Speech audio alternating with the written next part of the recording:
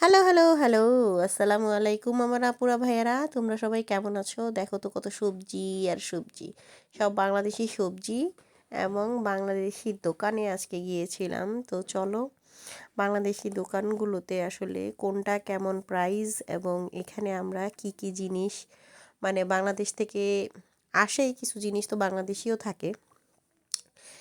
এবং কি কি জিনিস খাই কেমন দাম চলো শেয়ার করি। আমি সুমাইয়া সুমু, ফ্রান্স ব্লগার সুমু থেকে। Welcome to my channel. তো বাসা থেকে বের হয়ে যখন রাস্তার ফুটেজটা দেই নেই, তো ওইখানে আর কি অনেক দূরে আমাদের বাসা থেকে অনেক দূরে একটা বাঙালি দোকান আছে।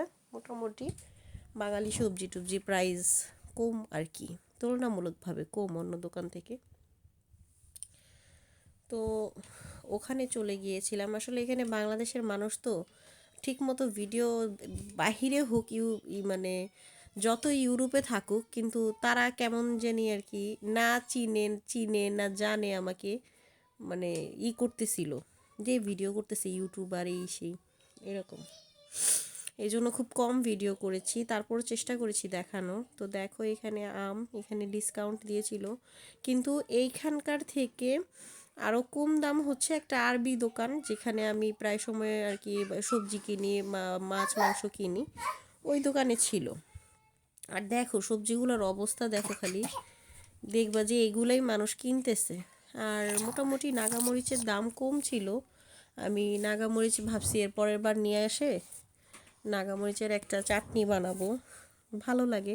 আর শাক পাতাগুলোর কথা কি বলবো, মানে ওগুলোর দম শেষ হয়ে গেছিলো আর কি। তো এই শাক ছিল আর কি, কলমি শাক, পালং শাক, ইন্ডিয়ানরা যেগুলো খায়, পাট শাক, তারপরে পুঁই শাক, এগুলো ছিল। তো তার মধ্যে এত সবজির মধ্যে ভালো লাগছে হচ্ছে শিমটা আর কি, একটু ভালো ছিল আর কি।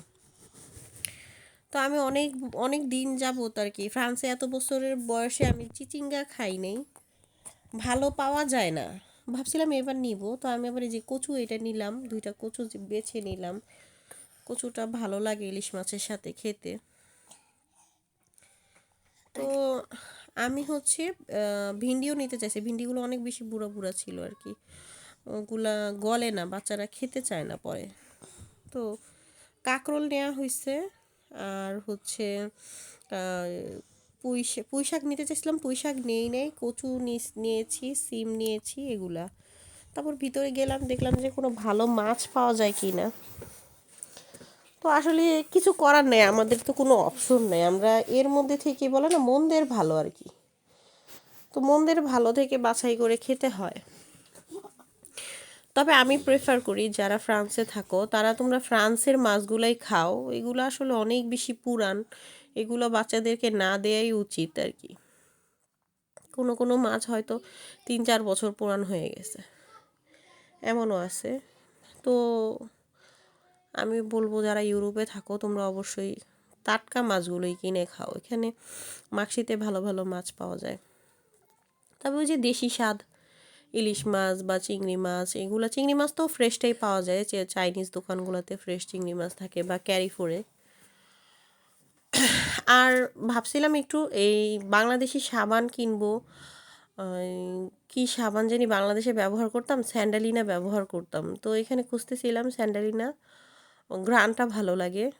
তো এই যে দেখো ডেটলগুলা বা এগুলো কি প্রাইস, আসলে কি বলবো, আরবি দোকানগুলোতে কম হলেও 80% দাম কম হবে আর কি এখান থেকে।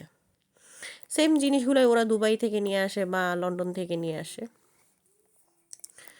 তো এই অবস্থা দেখতেছিলাম আসলে, পরে আমার হাজব্যান্ড আমাকে ইশারা দিয়ে মানা করলো যে নিও না, শুধু সবজিগুলো যেগুলো আসলে পাওয়া যায় না আমাদের বাসার ওই পাশে তো পাওয়া যায় না, তো ওইটাই নিলাম। আর এখানে মাছ ছিল, এত পুরান মাছ দেখে কেমন জানি অভুক্তি লাগে, এমনিই খেতে পারি না, তার মধ্যে পুরান পুরান মাছ। তারপর দেখতেছিলাম একটু মরিচ নিব, মরিচও নেওয়া হয়েছিল, আমি একটু মরিচ নিয়েছিলাম। তো আমি আসলে ফিল্ম ঠিক মতো করতে পারতেছি না, মানুষ এমনভাবে তাকাইতেছে যে আসলে কি বলবো, যখন একটু মানুষ খালি হয়েছে তখন ফিল্ম করেছি আর কি। তো এই বেগুন টেগুন এগুলো তো আমি ফ্রেশগুলোই কিনি, বাসার কাছ থেকেই পাওয়া যায়। তো পরে আর নিই নি। আর চালের বস্তা ছিল, ডালের বস্তা এখানে ছিল প্রচুর দাম। শুধু সবজির কিছু কিছু সবজির দাম কম ছিল, তো সেখান থেকে আমরা সবজিটাই নিয়েছি। যেহেতু আমাদের গাড়ি আছে, যে কোনো জায়গায় আমরা যেতে পারি, আমাদের মানে পাবলিক ট্রান্সপোর্টের ঝামেলা নাই, তো কি দরকার এখান থেকে দাম বেশি দিয়ে নেয়ার। তারপরে তো কেনাকাটা করে বাসায় চলে যাচ্ছিলাম। বাসায় গিয়ে ভাবছি যে শিম নিয়ে গেছি, ওই শিমটা রান্না করব ফ্রান্সের মাছ দিয়ে। এটা সামুদ্রিক মাছ হলেও মিষ্টি পানির মাছ, অনেক মজা লাগে। তো ওই মাছ দিয়ে রান্না করার চিন্তা ভাবনা করে অনেকগুলো শিম কিনে এনে ফ্রোজেন করতে হবে আর কি। ফ্রোজেন করে রেখে দিলে এখন একটু প্রাইস কম আছে শিমের, তো চিন্তা করেছি। তো যে ভাবা সেই কাজ, মাছ রান্না করে ফেলছি। এই মাছটার নাম হচ্ছে বার মাছ। তো এটাকে আমি সবজি দিয়ে রান্না করে ফেলবো। ভালোই লাগে এইসব মাছ এভাবে করে রান্না করলে, খেলে ভালোই লাগে, আর বাচ্চারাও পছন্দ করে। তো এগুলো একটু মাছ, এই দেশের মাছগুলো একটু করতে হয় কি, ভেজে নিতে হয়। একটু ভেজে না নিলে দেখা যাচ্ছে ওই এখানকার মাছ তো ওরা পানি পেলেই মানে ঝোল জাতীয় তরকারি করলেই নরম হয়ে ভেঙে চুরে শেষ হয়ে যায়। তো এই জন্য একটু ভেঙে নিলাম আর কি, ভেজে নিলাম আর কি। আর ওখানে সবজি টবজি সব কেটে রাখছি। তো আজকে হচ্ছে আমি রান্না করব একটু কালিজিরা ফোড়ন দিয়ে। আমাদের বাসায় সবারই ঠান্ডা লেগেছে, আর ঠান্ডার সিজন যেহেতু চলে আসছে, তো এখন আমি এই ঠান্ডার সিজনে সবসময় করি কি, কালিজিরা দিয়ে রুটি বানাই, আর হচ্ছে রান্নার মধ্যে একটু কালিজিরা দিয়ে দিই। বাচ্চারা যেহেতু এইভাবে খাবে না, কালিজিরা খাওয়া তো খুব মহা ওষুধ, খুবই ভালো। তো সেইটাই আর কি চিন্তা করলাম যে আজকে একটু কালিজিরা দিয়ে রান্না করব। তো মাছ ভাজতে গেলে আসলে হয় কি, বাচ্চারা ভাজা মাছ খুব পছন্দ করে, ওরা এসে দাঁড়ায় থাকে যে ভেজে পিস যাতে ওদেরকে দেই। আমরাও ছোটবেলায় এরকম করতাম। কে কে তোমরা এরকম করতা অবশ্যই কমেন্টে জানাবা, যে মা যদি মাছ ভাজতো দাঁড়ায় থাকতাম যে কোন মাছটা আর কি ভাজা শেষ হইলে কোন মাছটা দিবে, বা মাছের বিভিন্ন ডিম, তারপর আরও অনেক অংশ থাকে না, ওগুলো ভেজে আম্মু দিত যে এটা খাও আর কি। তো ঠিক ওই রকম আমার বাচ্চারাও করে। তখন আমার নিজের শৈশবের কথা মনে পড়ে, যে এরকম আমার আম্মু, আমি তো দাঁড়ায় থাকতাম বলতে থাকি নাই তা না, ঠিক মনে পড়ে না, তবে আম্মু নিজে থেকেই ভেজে এনে দিত আর কি। তারপরে এই তো কালিজিরা ফোড়ন দিয়ে পেঁয়াজগুলো একটু ভেজে নিয়ে একটু নরম হলে মশলা কষায় আর কি রান্না করার চিন্তা ভাবনা। তো রান্নার চ্যানেল হলে আসলে রান্নার ওইভাবে যে কয় চামচ দিলাম কি দিলাম বলা যায়। যেহেতু রান্নার চ্যানেল না, আমি শুধু আমার রান্নার টেকনিকটা শেয়ার করতেছি, তোমরা এভাবে রান্না করে খেয়ে দেখতে পারো, ভালোই লাগে। আর সবচেয়ে বড় কথা কি, ওইভাবে রান্না করলে দেখা গেছে যে কালিজিরাটাও ফ্লেভারটাও যাইতেছে, কালিজিরাটাও খাবারের সাথে সাথে খাওয়া হয়ে যাইতেছে। আর ছোট ছোট বাচ্চা যেহেতু আমার, ওরা আসলে মানে অনেক কিছুই খেতে চায় না, বিভিন্ন বাজ দেখায় যে এটা খাবো না ওইটা খাবো না। যেভাবে ওদেরকে খাওয়ানো যায়, সবজিটা যেমন ওরা খেতে চায় না, আমি যে কোনো সবজি মাংসের সাথে বা মাছের সাথে এমনভাবে রান্না করি যাতে বাধ্য হয়ে ওরা খেয়ে নেয়।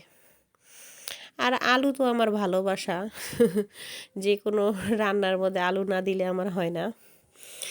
আলু ছাড়া আমি কোনো রান্না করিও না, আর আমার কাছে মনে হয় রান্না রান্নার মতো লাগে না।